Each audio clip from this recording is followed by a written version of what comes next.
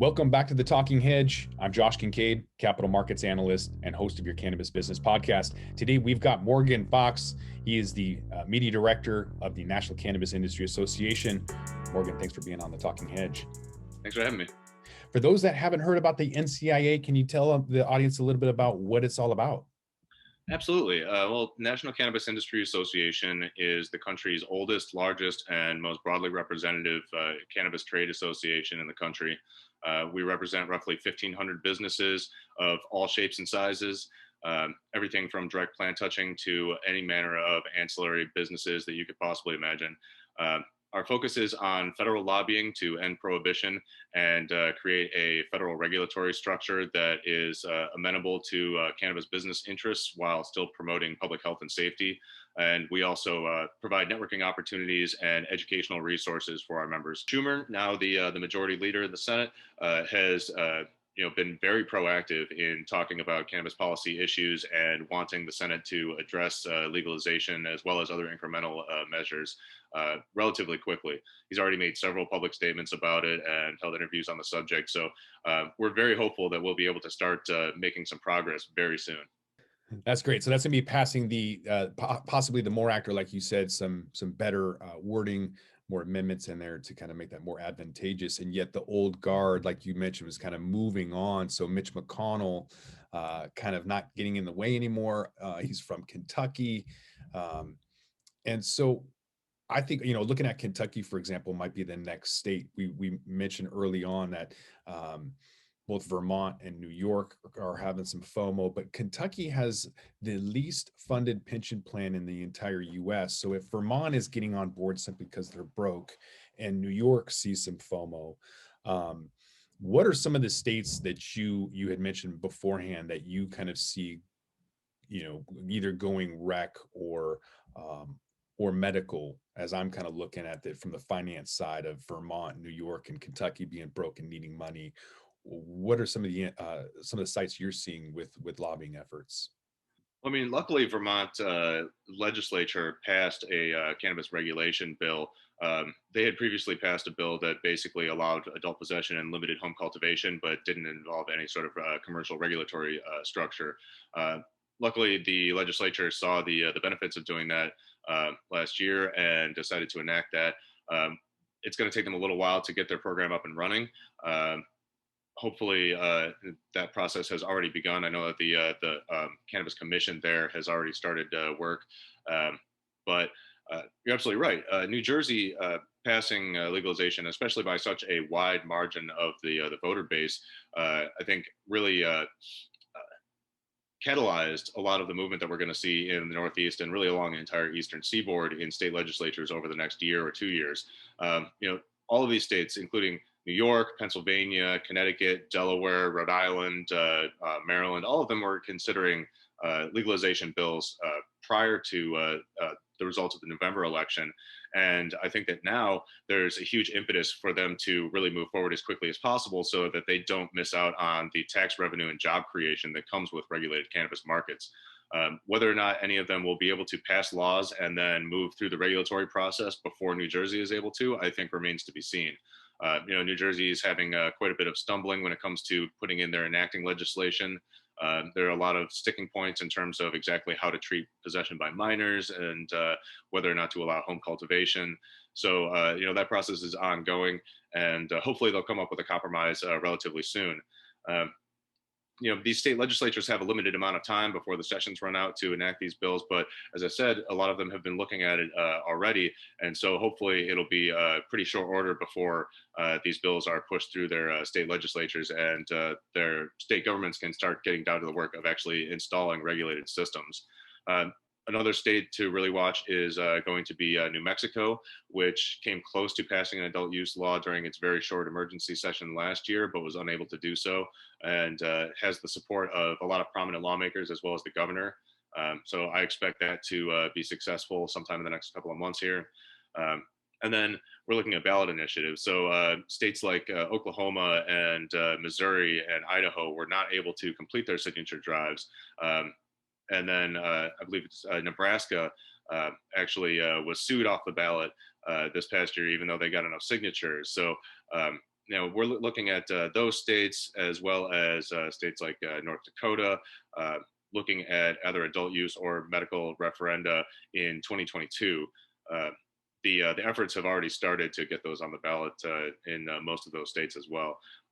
We might also see some movement on the medical side in state legislatures such as South Carolina, um, which has a really strong and robust grassroots support network that is working really hard to pass a comprehensive medical bill. Um, Whether or not they'll be able to get that done this session is up in the air, but I think that there's a lot of optimism from folks on the ground there, as well as national organizations that are supporting their efforts. How has things changed, I guess, from the legislative side post pandemic? I know that I started writing a bill fourth quarter 2019, or actually finished a bill for a marijuana lounge. So Washington State has a Class C felony on maintaining and operating a marijuana lounge. I wanted to reverse that felony and implement some new rules. But post pandemic, delivery in Washington State is going to be a priority, and then cannabis lounges are going to be pushed off to the side. What have you seen, just in the last year, where priorities have shifted and changed on the national scale? Well, I think on the national scale, priorities are pretty much still the same. In terms of the things that are universally affecting cannabis businesses and that are able to be fixed through federal legislation. So we're still looking at descheduling. We're still looking at fixing the banking issue. We're still looking at fixing the 280E issue. We're still looking at removing barriers to research. And we're still looking at trying to develop regulatory frameworks that Congress and federal agencies can use in order to effectively provide guidance to state regulators in terms of what their cannabis regulation should look like, as well as maintaining certain safety protocols that would be universal. Um, I'm glad that you brought up delivery, because I think that that's one of the upsides of the pandemic for the industry. A lot of the services that you mentioned, such as curbside pickup and delivery, were not available to cannabis businesses at the beginning of the pandemic, whereas they were to pretty much any other business that they were applicable to. And with the need to maintain social distancing and implement stringent safety protocols during the pandemic, while these businesses maintained operation, required a lot more collaboration with state and local regulators.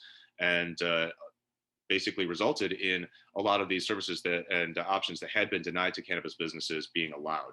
And I would be very surprised if these regulators were to start walking that back now that they've seen that cannabis businesses can successfully operate in this manner.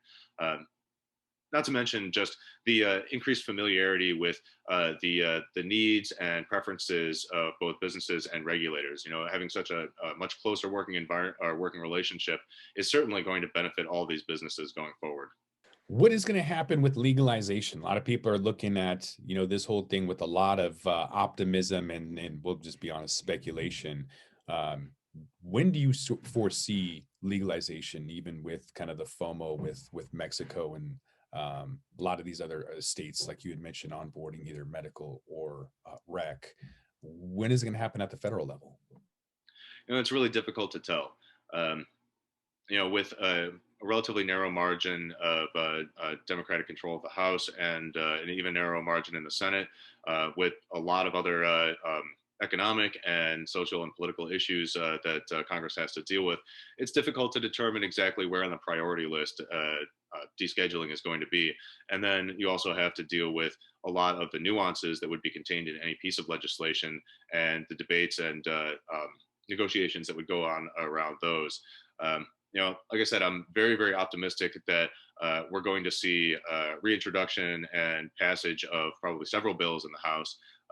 But again, the Senate, we're probably looking at more incremental reforms in the near-term future. Leading into 2022, I think it's you have to also consider the political calculus that some lawmakers are going to be looking at in order to prevent the usual pendulum swing we see in House lawmakers. Whenever Democrats win the presidency, there's usually a Republican sweep of legislatures following that. So I think that might be part of the calculus in determining what sort of bill they want to vote on, when they want to vote on it, et cetera. But it's totally possible that it could happen this year. I just think that it's much more realistic to look at incremental reforms this year and then look at more comprehensive reforms next year or the year after. All right. Well, let's kind of shift gears a little bit, kind of talk about some events. I know that it's been hard to have in-person events, so there's been some online. How have you guys made that pivot? Well, pretty much as soon as we realized that there was going to be pretty significant quarantining and isolation, we pivoted almost immediately into ramping up our digital content and trying to continue to find alternative methods to provide educational experiences and networking to our members. It definitely hurt, but I think that we've been able to maintain that level of service and providing resources to our members throughout. Hopefully, we're going to see the return to in-person events, at some point in late summer, early fall this year. I really don't think it's going to happen before then, and none of the models are really predicting that.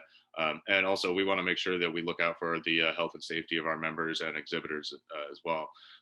In the interim, we have been doing some regional online events, as well as hosting regular webinars on a number of topics. So we have our Catalyst Conversations webinar series, where we talk about social equity issues and ways to increase diversity, equity, and inclusion in the industry, as well as giving applicants and licensees from marginalized communities information that they need to help them thrive in a very complex regulatory and really challenging business environment.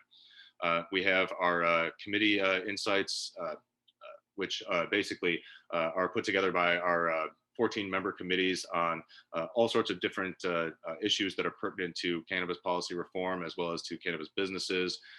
We've got our regular diversity report run by our diversity, equity, and inclusion manager, Tahir Johnson, to try to elevate voices from marginalized communities in the cannabis space. And then we have a series of sponsored webinars from our members to try to get their messages out there about particular topics or services that they may offer. And then for our members, we have monthly government relations insights, where our federal lobbying team will sit down with a moderator and just go over all the issues of the day as it comes to our federal lobbying efforts and what's happening on the national scene politically. There's a lot happening, just not even nationally, but just even on the local level. So it's great to kind of see a lot of these individual events that you're having. One of them I've seen here is the Catalyst Conversations, Cannabis Industry Business Opportunities. So this is a conversational series that you're having, like a webinar to give enrollees some social equity sponsorship programs, and opportunity to network and gain access to valuable knowledge to help them excel in the cannabis industry. Can you talk a little bit more about how that came about and how people can kind of get involved? Well, I mean, really, it was sort of a natural outgrowth of our instituting a social equity scholarship program, whereby anybody that is applying to a social equity licensing program, whether that be a state or a local level, and can just provide evidence that they have applied. You don't even have to have received a license as long as you're in the application process. You get a complimentary year of membership with NCIA, as well as additional free and discounted promotional opportunities. And we really wanted to highlight a lot of the people that we were bringing into the family with that program, as well as provide resources to people like them who are just getting into a very difficult business and regulatory space that is really weighted towards people with significant capital and resources. So, there are very high barriers to entry into this industry, and we want to help try to provide information that can help lower those barriers wherever possible. Do you see any real fundamental difference with social equity programs in areas like Illinois or Massachusetts? Is it actually helping those that are disproportionately affected by the war on drugs?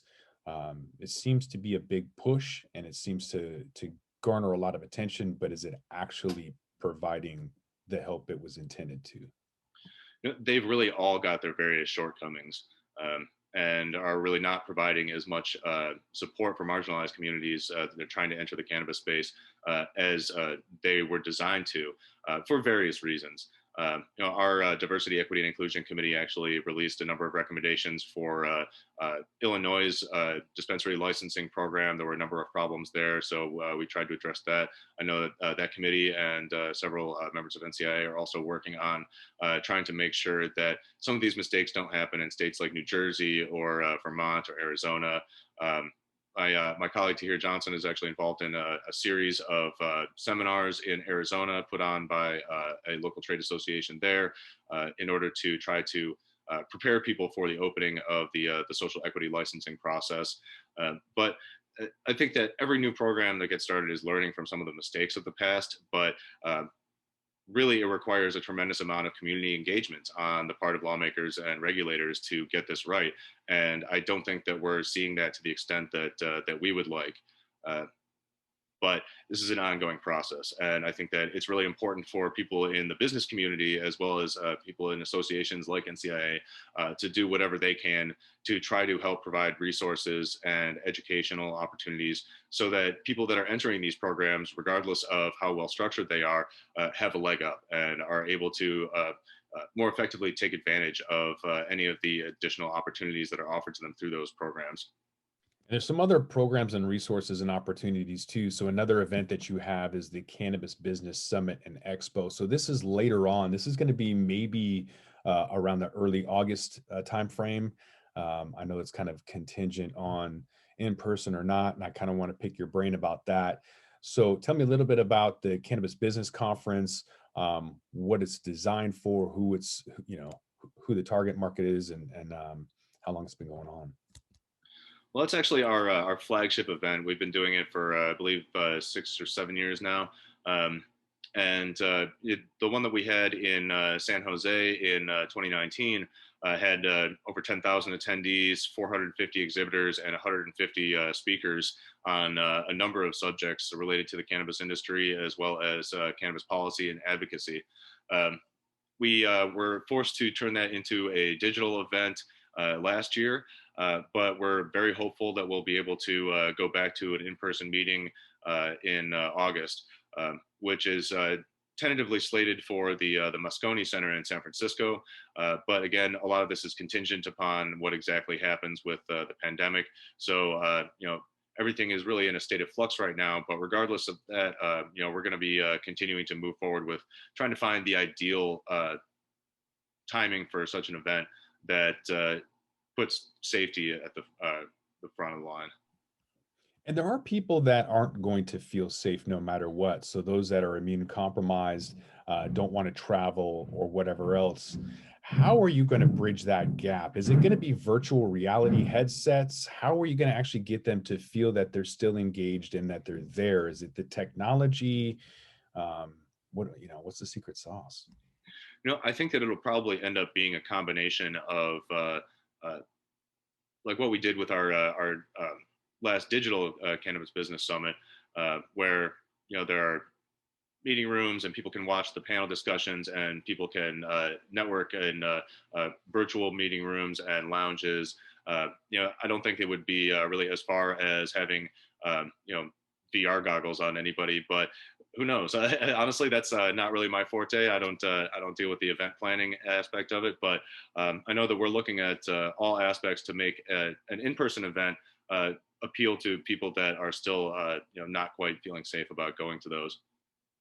For those that are, do you have some information on how they can attend, what some links are, all of that? Plug whatever you'd like. Well, it's I don't think it's possible to register for it just yet because we haven't nailed down the details.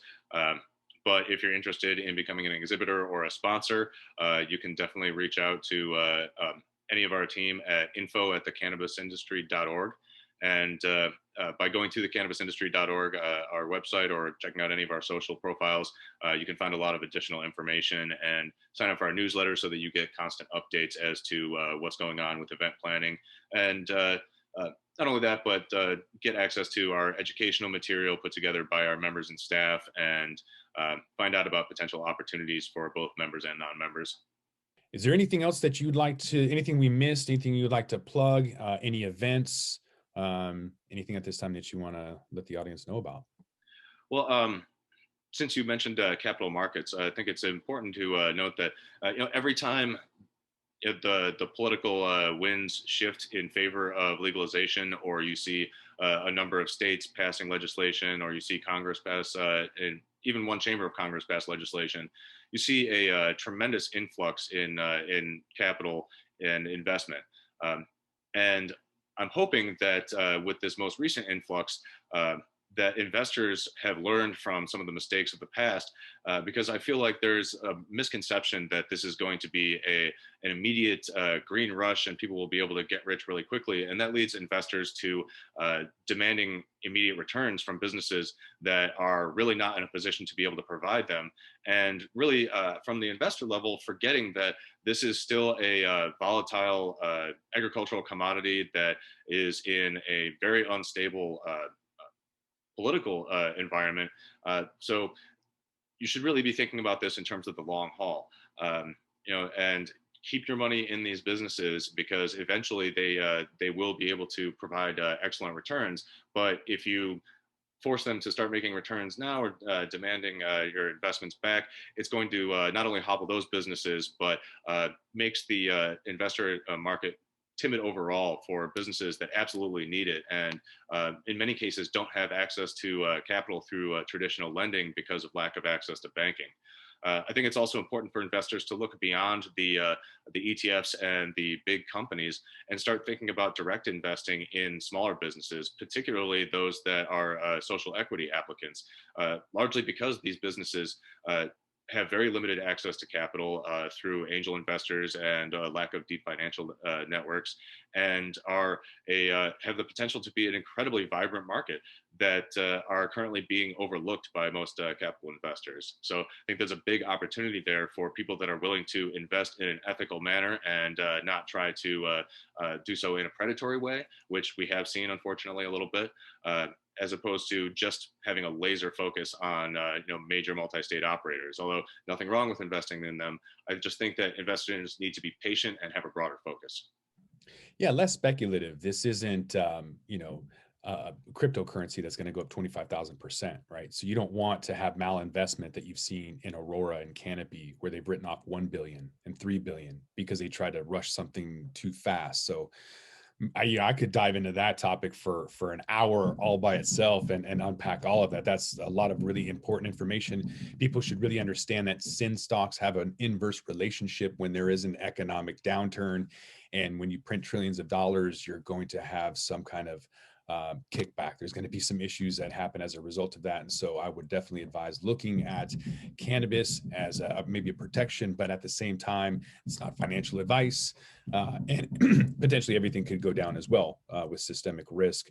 But a lot of these in the US should be looked at for individual investment because they're not overbought like their Canadian counterparts. So a lot of opportunity with that for sure.